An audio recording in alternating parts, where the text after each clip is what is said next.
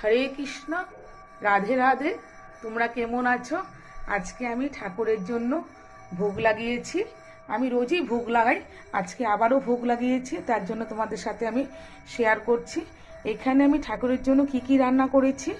এখানে ঠাকুরের জন্য রান্না করেছি অন্ন, তার সাথে আমি মূলা শাক করেছি, এখানে আমি বেগুন ভাজা করেছি, তার সাথে লাউ দিয়ে মুগ ডাল করেছি, এখানে পনির, ফুলকপি আর মটরশুঁটি দিয়ে তরকারি করেছি একটা, আর সাথে কিছু মিষ্টি দিয়েছি, আর এখানে দই দিয়েছি।